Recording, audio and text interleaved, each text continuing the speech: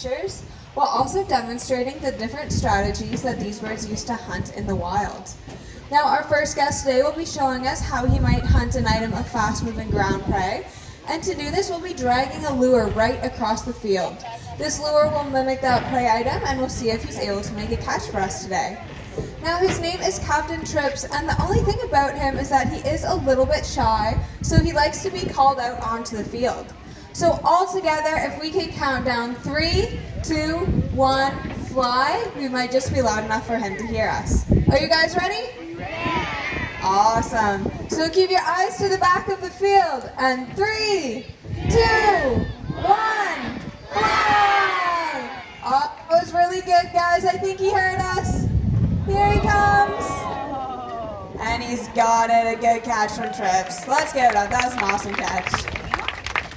Now, as you guys might be able to tell, single province and territory.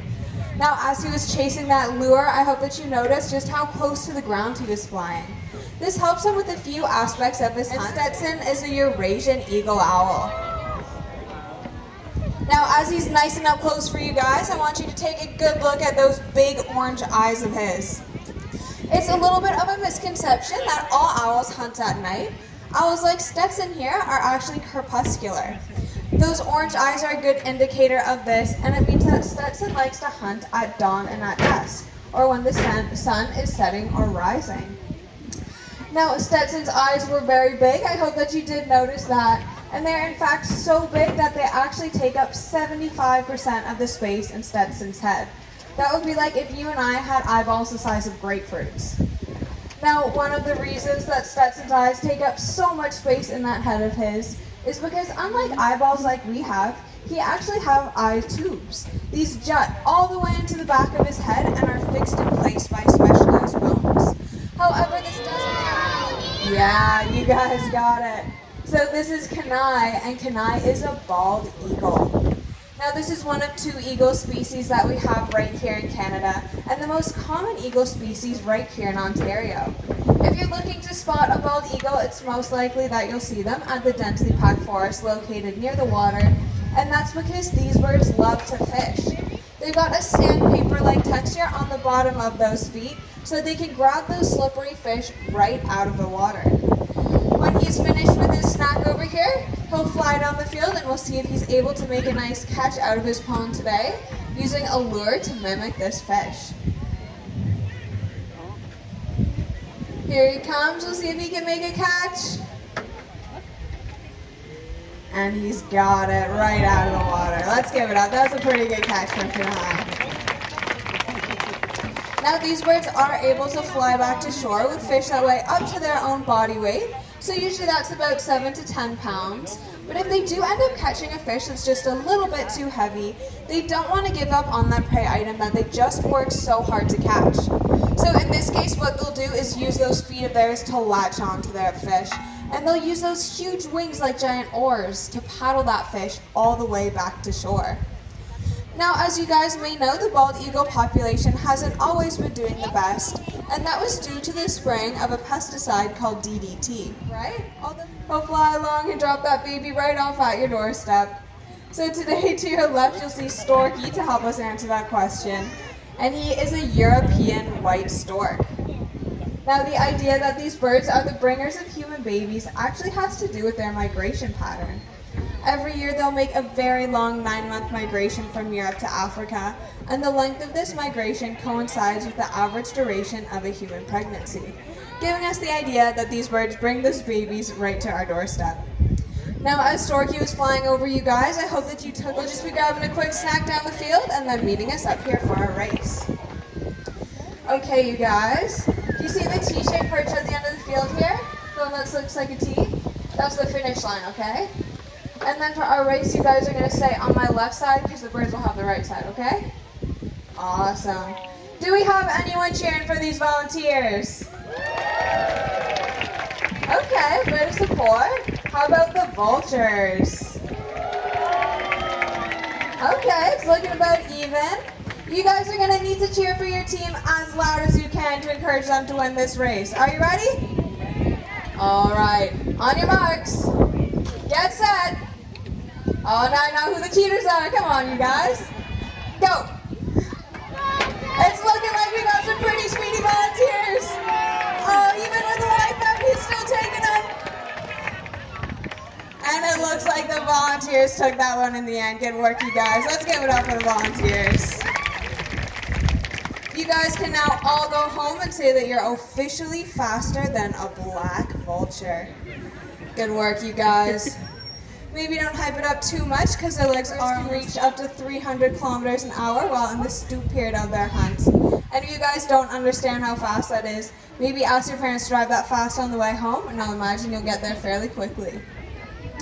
Now Ricky will be demonstrating a little aerial hunt for us today. Peregrine falcons hunt primarily aerial prey, so it's like small and medium-sized birds. But before they go in for that attack, they engage in a period of their hunt called waiting on. During this time, they'll warm up those flight muscles, scope out the wind and air conditions, get a feel for the situation, and they're also masters of confusion. They'll swoop up, down, and all around that prey item, weave through trees and confuse them, not letting them know which direction they're going in next, or even that they're being hunted at all. And a good catch from Ricky. Let's give it up. That was pretty awesome. Now sometimes these birds can snatch those prey items right out of the air, as Ricky showed for us today. But other times they're just going way too fast. In this case, what they'll do is ball up those feet of theirs into little tiny fists and punch that prey item right out of the air, knocking it to the ground.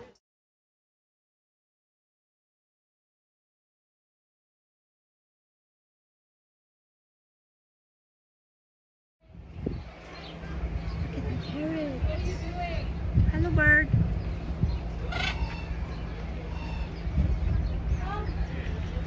Hello.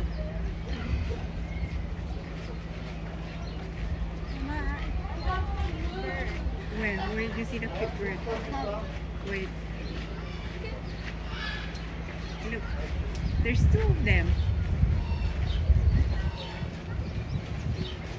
What are you doing? What's this? You're playing?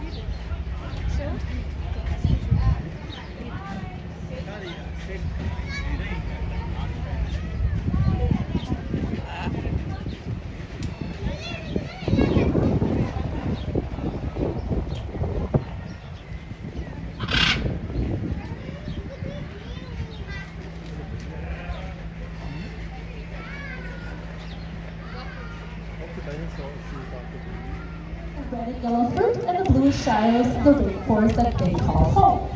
Now birds have a hooked beak. It's pretty easy to see on a macaw, but some of the smaller species like budgies and cockatiels, you can also notice that hooked beak. For a macaw, they're using it to crack open large nuts, but they can also use it as a third foot, making them very acrobatic by nature. It will certainly help them to navigate through the canopies of the rainforest that they call home. And what else will do that is their zygodactyl toes. What does that big fancy word mean? Have a look. They have 2 toes pointing forward, 2 toes pointing backwards. Gives them an excellent grip on the perches and branches. They can, in fact, even use their feet like we would use our hands whenever they are eating. Now, it is a very impressive sight to see a bird like this in flight. They're topping speeds at about 50 kilometers per hour whenever they are in flight. And for a macaw, a great big long tail like this is going to help steer that flight. Their tail helps to steer, and fanned out will also help to put on the brakes for a nice, safe landing. Well, featured here are scarlet macaw, as well as Olivia Abu, their macaw, did an excellent job showcasing these parent characteristics. Let's hear it for the two of them. Well, we actually share this planet with over 10,000 different species of birds. That's almost 2 times as many birds as... Anyone want to guess what kind of birds these are? Chickens, that's right.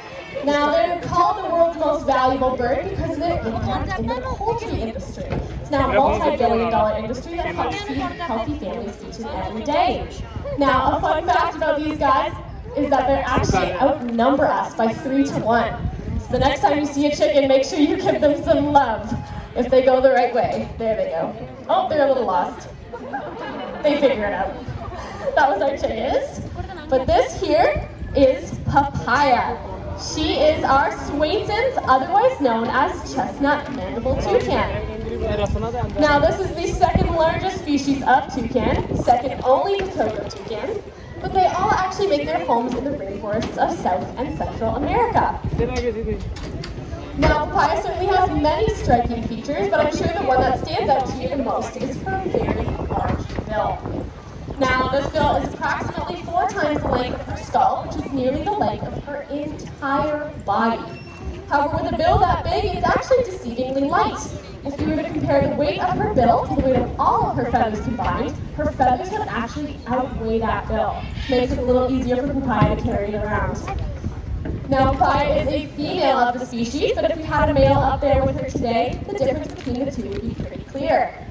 While they share the same coloration, males of the species have a longer, more curved bill than the females, which allows them to use it for mate selection and attraction. Now, papaya is also what we call a frugivore, which is just a fancy way to say that her favorite food to eat is fruit. Now, she can use her bill to reach up, down, and all around her, grabbing all of her favorite pieces of fruit from all of the different branches. But my favorite fact about papaya's bill is she can actually use it for thermal regulation. Decades of experience working with macaws here at African Lions Fire that allows us opportunities to work with organizations around the world, like the World Parrot Trust, looking towards the future of critically endangered species in our blue-throated macaws. Now this bird here, though, her name is FIFA, and she is one of our green-winged macaws. And when FIFA hatched out here 8 years ago, our plan was pretty simple. We wanted to see her fly in our demonstrations, so we could have the opportunity to share that with our guests. So I'm going to take her up into the audience. We're going to give a nice little flight demonstration. I just ask that you stay seated and, of course, keep your hands down. Now her target's all the way over there, just behind our other trainer. Let's see if we can get her flight. Give you an example of that tail working hard today. Look at her go. I'm just going to have to fan it out to make sure she gets a nice soft landing on her perch. She's done an excellent job out here. Let's hear it for FIFA, our green-winged macaw. You're still there. Now we've covered quite a few things that make birds. Now this is a common crow species you would see out in Africa. They look a lot like our American crow found here in North America. However, the obvious difference between those two species is that white band around his neck and around his chest.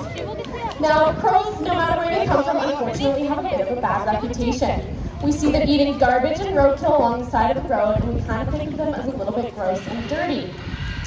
But they're actually doing a pretty big favor to us by helping to clean up the environment, getting rid of those harmful germs and diseases that we see. Now, here at African Lions Fire, we've actually taken some green initiatives of our own. We've switched to paper products, as well as if you happen to sit on one of our park benches today, you may notice it's made out of plastic, which we've sourced from recycled milk jugs. But Crojo's final message for you guys today is, if a crow can recycle, so can you.